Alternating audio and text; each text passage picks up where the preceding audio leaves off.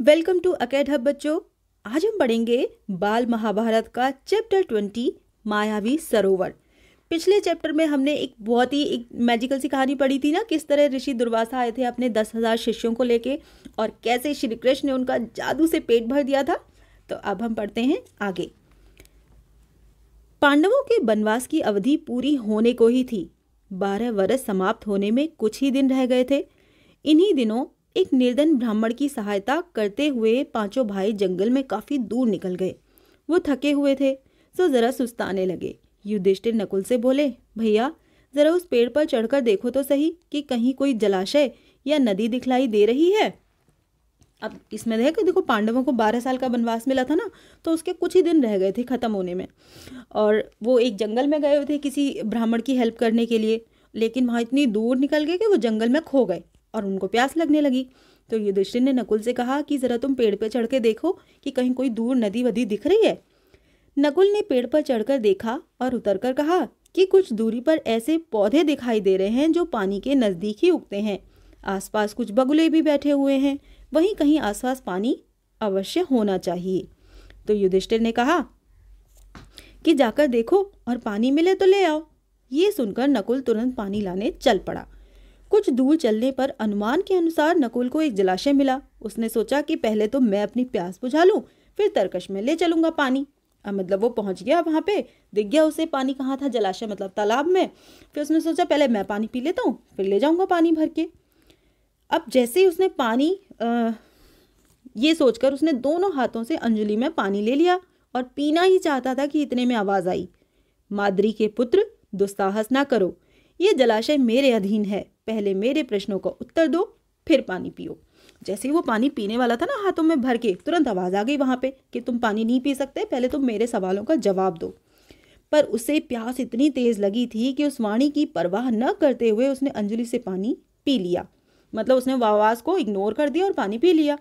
पानी पीकर किनारे पर चढ़ते ही उसे कुछ चक्कर सा आया और वो गिर पड़ा, वहीं बेहोश हो गया, अनकॉन्शियस हो गया।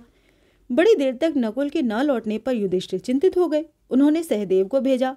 सहदेव जलाशय के नजदीक पहुंचा तो नकुल को जमीन पर पड़ा हुआ देखा। अब जब उन्होंने देखो बहुत देर तक वो पहुंचा ही नहीं, तो फिर उन्होंने सहदेव को भेजा कि तुम देख क्या हुआ, क्या वो क्यों नहीं आया। जब वो पहुंचा तो उसने देखा कि नकुल तो जमीन पे पड़ा हुआ है, पर उसे भी इतनी तेज प्यास लगी थी कि वो कुछ ज्यादा सोच न सका। उसने सोचा मैं पहले पानी पी लूं, उसके बाद इसको देखता हूँ।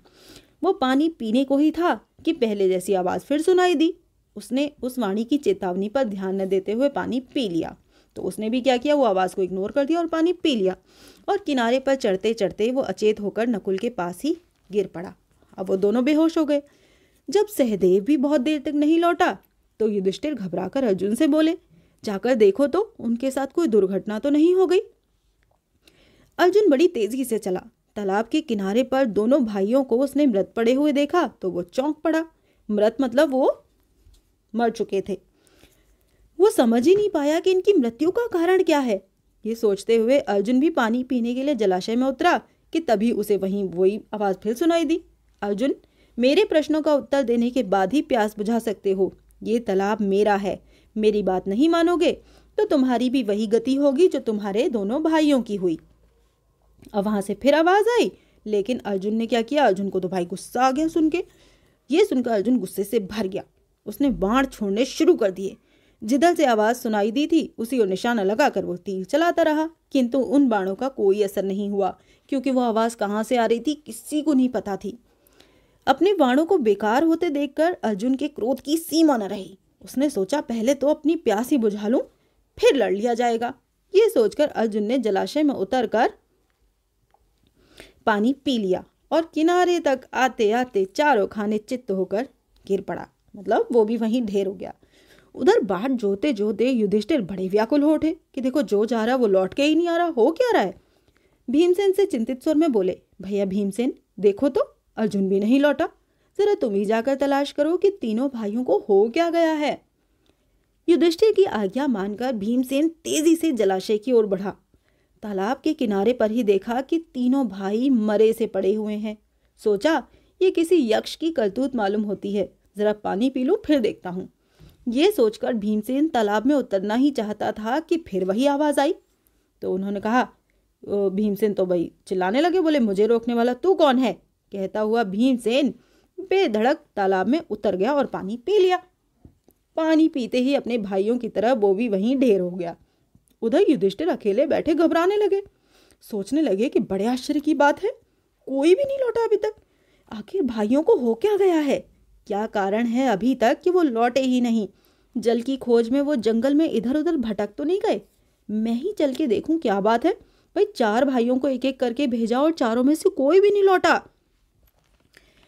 अब वो क्यों नहीं लौटा या फिर उनके सवालों का कौन जवाब देगा, या वो कौन से सवाल थे जिनका जवाब देना था, ये हम पढ़ेंगे अगले चैप्टर में। ठीक है, मिलते हैं अगले चैप्टर में। ये चैप्टर समझ में आया हो तो लाइक कर देना वीडियो को। तब तक के लिए बाय बाय।